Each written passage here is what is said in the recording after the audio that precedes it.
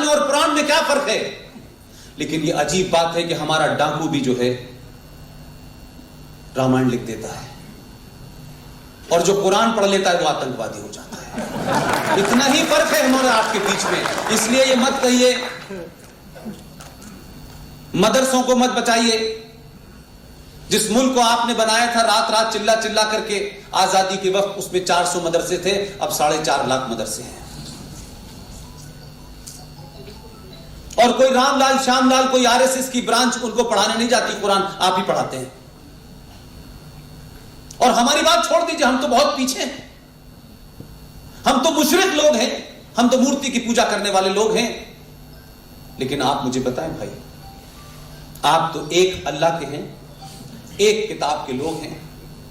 कौन सी ऐसी किताब है आपकी और क्या उसमें लिखा हुआ है कि आप अपने मुल्क में, जिसे इस्लामिक रिपब्लिक ऑफ पाकिस्तान कहते हैं, उस मुल्क के अंदर आप शियाओं के कत्ल को जस्टिफाई करते हैं। आप कहते हैं उनका कत्ल वाजिब है। और अपने ही मजहब के लोग जो मोहम्मद साहब को मानते हैं, जो किताब को मानते हैं, जो अल्लाह को मानते हैं, जो 5 वक्त की नमाज पढ़ते हैं, लेकिन वो अपने आप को यह जरूर कहते हैं कि कुरान शरीफ में फरमाया गया है कि 1,24,000 पैगंबर मोहम्मद साहब से पहले आए थे। अब कुरान में लिखा है, इसलिए उस पर डिबेट पे नहीं जा रहा, थोड़ी देर के लिए यही मान लेता हूं। कुछ लोगों ने कहा जो उनका दामाद था, जो मोहम्मद साहब के दामाद थे, उनकी बेटी का पति था, फातिमा का पति, आप जानते हैं उसका कत्ल किसने किया और किस तरह किया?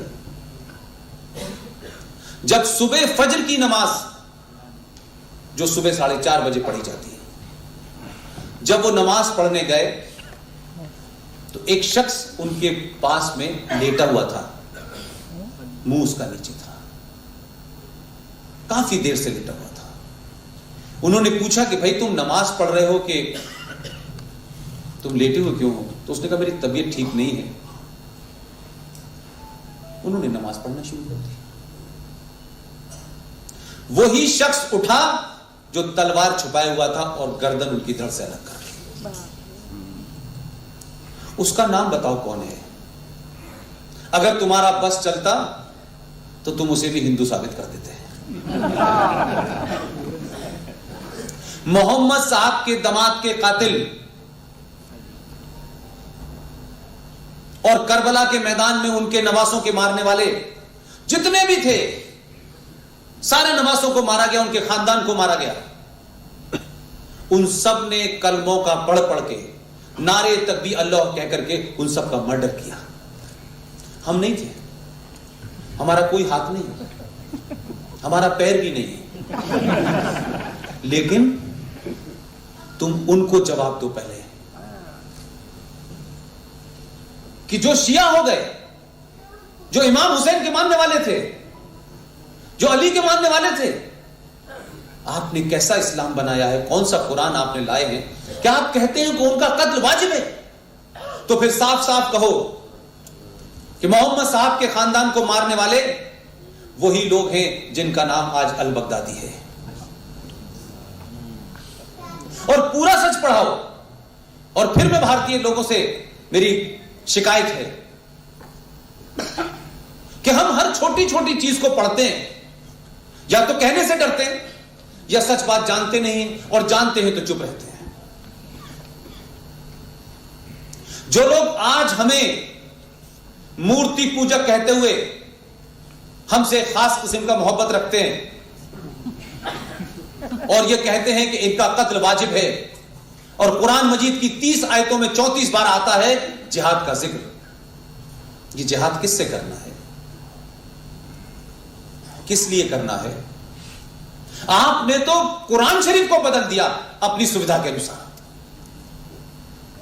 एक कुरान कहता है कि पैगंबर आते रहेंगे,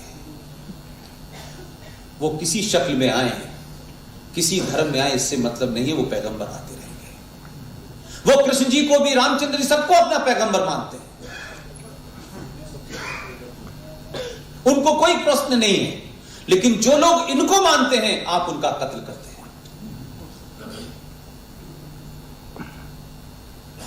तो मैं तो थोड़ा सा, आप जानते हैं कि पॉलिटिकल जर्नलिज्म मैंने किया है, तो थोड़ा सा हल्का छेड़ देना चाहिए बीच बीच में।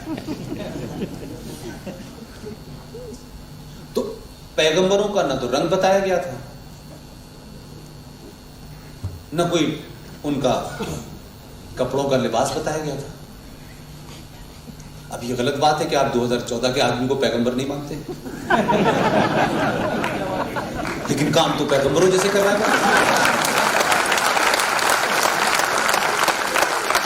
मैं ये बात इसलिए कह रहा हूं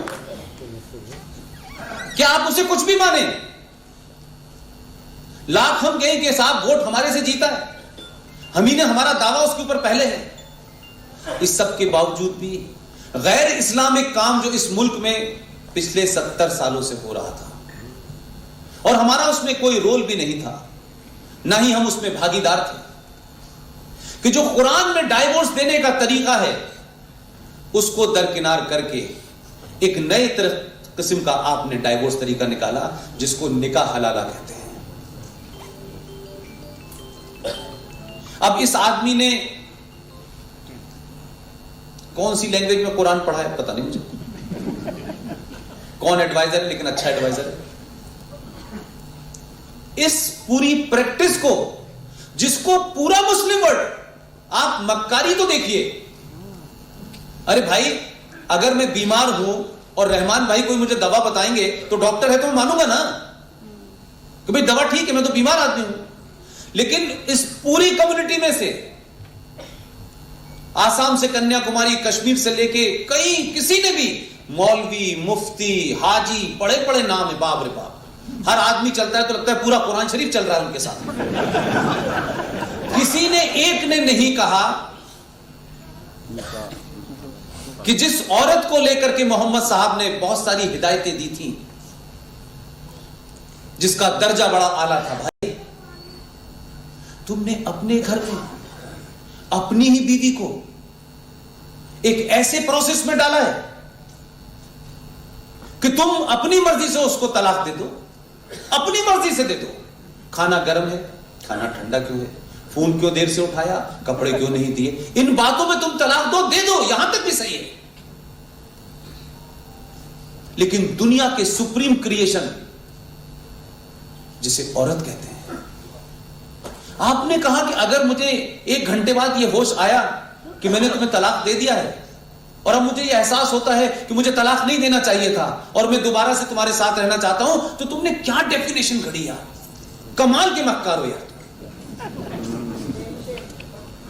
आपने कहा कि अगर इस औरत को दोबारा मेरे साथ रहना है तो इसको किसी गैर मर्द के साथ शादी करनी होगी, और गैर मर्द के साथ शादी करके वो सब करना होगा, और उसके बाद जब वो उससे तलाक दे देगा तब ये मेरे पास आएगी। कौन सा हाई मॉरल है यार, कौन सी दुनिया का ये मजहब सिखाता है। लेकिन ये चल रहा था, जिनको शेम शेम कहना चाहिए था वो बुरखे में कहती थी, आवाज बाहर नहीं आती थी, पैगंबर साहब को सुनाई देगी।